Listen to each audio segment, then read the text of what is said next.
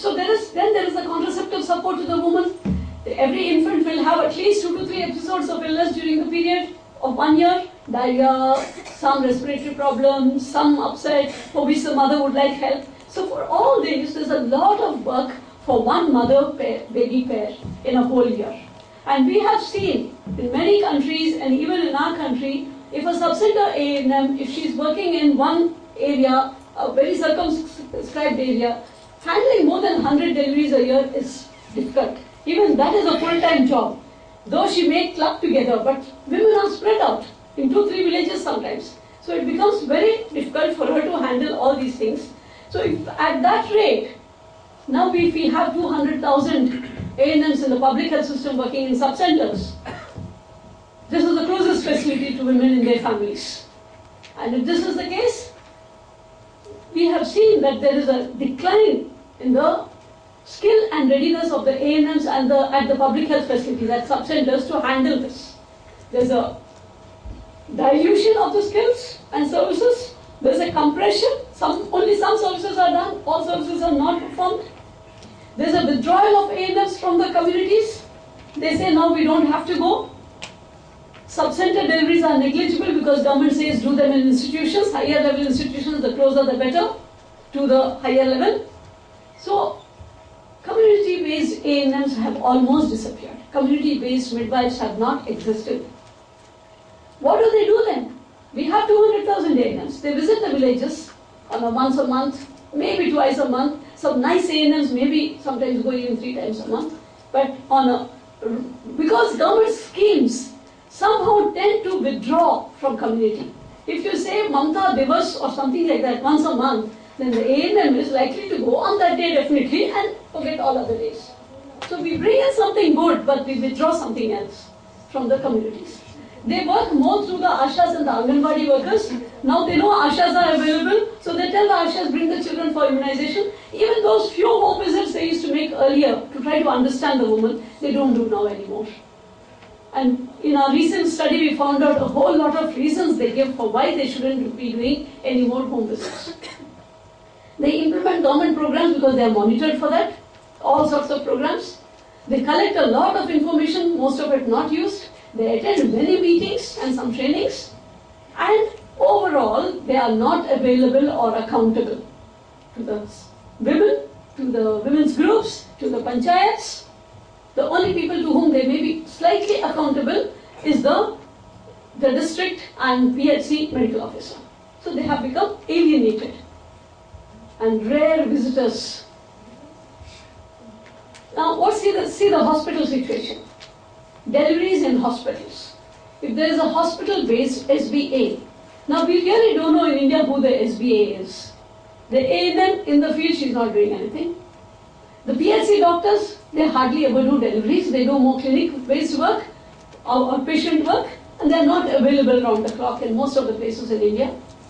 Obstetricians are available only at the district hospital or higher. Most CHCs also don't have obstetricians. So we end up with the SBA as a nurse in the hospital. The nurse in the hospital is the SBA. But what is the safety, the skill that she provides? If they go to hospital expecting safety, skilled providers, prompt action in emergencies, and all other facilities that are necessary to save the mother and the baby, is this being fulfilled when women go to hospitals expecting this? The norms, and these are the latest IHES norms, they say 21 nurses for a community health center, 51 nurses for a higher level community health center, and 113 nurses for a sub-district hospital, almost a district hospital level, and around 200-250 nurses for a large district hospital. These are the IPHS norms. But nowhere in the country do we have norms fulfilled. Almost everywhere it is not even 50%, because when they make the IPHS norms also, they have forgotten to add the leave reserve. No one can work 24 hours a day, 7 days a week, throughout the year. They need a 1 day off a week at least. Then they will be sick, so they need some sick leave. Their children will fall sick because these are all women. They would need leave. So no leave reserve has been calculated while putting this. So there's an extreme shortage. Many hospitals where we have done studies, we found even district hospitals have sometimes only 3-4 nurses on duty in the entire district hospital in the night. Which means one of them will be around maternity section, one will be in the general section. If there's an emergency or casualty, one will be there. That means the quality of services provided, the availability of skilled providers in the hospital is really in a very, very poor situation. In a CHC, there is usually one staff nurse on night duty. If there is only one staff nurse on night duty in a CHC, if there are a lot of deliveries, then imagine the quality of services that will be provided in that CHC. What is the impact then of the low availability of facilities and providers? Because if the woman is really going there expecting magic, then that magic is not there. And there's no point in deceiving ourselves that this is happening.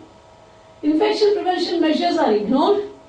Most of the time, universal precautions are not followed. They are poorly organized. The labor rooms, how many of you have visited labor rooms in the public hospitals, government hospitals? I hope all of you will take a chance and visit, please. Because this is good, especially a lot of you are lawyers. I think you should visit a district hospital or a CHC and look at the labor room and what's in the labor room. It's not prepared for emergencies. Most of the time you read emergency, they are running around to this ward or that ward to get the medicines or drugs. They are not sensitive to women and families. And their evidence-based practices are not followed. How do SBAs, the staff nurses, deal with the shortages and lack of support? If they don't have good training, if they don't have support, if nobody is willing to give more nurses, and they are saying we are only two, sir, we are only two, please ask for more staff nurses, and nobody is bothering about it, how do they deal? They avoid it. That's the best way.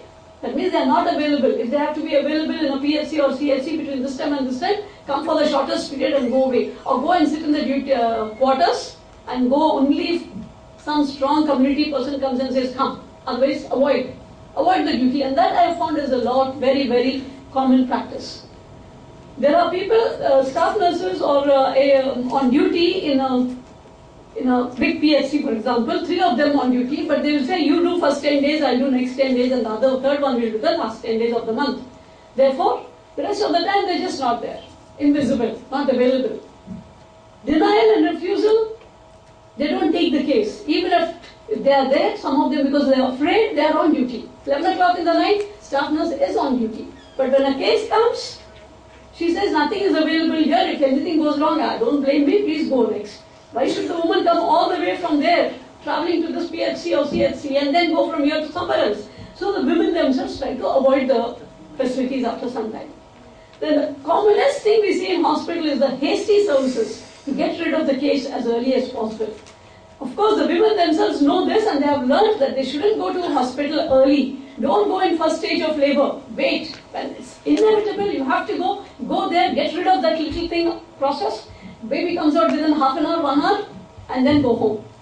This is the best option for women because if you go too early, and I've got cases and cases, and I'm sure others also have, if you go, let's say, 8 hours early, you are told go back and come back again. And in that stage of late labor, why do you want to go home and come back again? So better not go early.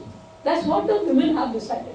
Because there's nothing here. If they come here early and if they can't go back, the best process that the hospital adopts is start augmentation of labor so that they can get rid of the case soon. Whereas midwifery means be with the woman, look at the woman, observe her, identify her problems, encourage her, and let the normal process happen. But now today, almost every childbirth in the hospital, you go, you'll see them with a drip, a synchrocinone drip, so that the process is hastened, contractions increase, and so they can have it hurried and go away. This is in the smaller hospitals. In the bigger hospitals, like huge teaching hospitals, like I visited DDU for one of the HRLN when they asked me to do the Shanti Devi's maternal death analysis. I went to DDU in Delhi, huge hospital with 50 deliveries a day, and I saw a stretcher occupied by 3 pregnant women in labor. One is with the head this side, the other one is with the head this side, and the third one is just waiting when one of them will go down so she can use that. So this is how fast, how many, the load is so much that the nurses and doctors want to just get rid of them fast as possible. One way is by putting the drip, the other way is by fundal pressure, which is a very, very harmful practice, very harmful practice. So push the baby out of the woman and send them away from the labor fast so that they don't have to take responsibility. Abuse as a reaction, because this has also, we are also doing another study, why do women abuse women in labor? Most of these women have gone through the same process some years back, yet they abuse. And what is this? What is this reaction that they abuse women who are at a very vulnerable stage of life, where they cannot speak back or hit back, and they are many times abused, mainly emotionally but also physically sometimes. The worst thing that can happen is burnout. Either they request for transfer, request for not coming into the labor room, or they lose interest. So this is how the nurses react or adapt to this stage. Let's look at one or two. How safe are labor rooms for women who come with so much of trust on hospitals? I'm talking of only government hospitals. Please let me not raise the issue of private hospitals. That is a very, very different thing altogether. Sometimes even worse than the description I'm giving. Sometimes in some areas better, in some areas, but not better in all areas. So in labor rooms, we feel should be as infection-free as ICUs, intensive care units, or theatres. Theatres are supposed to be very clean. Everybody, you remove your slippers and go out, put on a mask and gown. Why? Because we feel in an operation theatre, there is a surgery. That means there is an open wound which can get infected and complicated. But here, in the labor room too, we have a woman with a wound, a very big wound in the uterus, and we have a newborn baby who is highly susceptible. Yet our labor rooms are not good. They are not infection. They are one of the dirtiest places in the entire hospital. Go and look at neurology ward, burns ward. Even burns ward is not as dirty as labor room. And burns ward can have a lot of, biomedical waste. Medical ward, any ward you go and see, the labor room will be one of the dirtiest places. They are the least monitored and least priority facilities for providing amenities. Water stopped, okay, labor room you can take from there. Electricity, water, all amenities and monitoring for cleanliness is very, very low. We made some observations at macro level and micro level. Micro level, there are a lot of problems, but even macro level, which anybody can see, labor rooms are dirty and slippery floors, cracked floors, tiles, sinks, toilets, where infection can easily be there.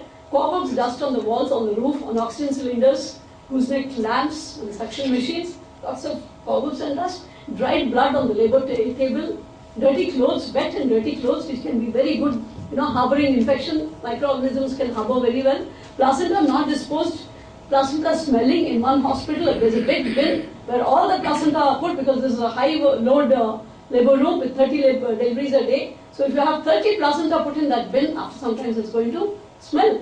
Cats, dogs, rats, and many, many varieties of insects in the labor room. So this is how labor rooms are.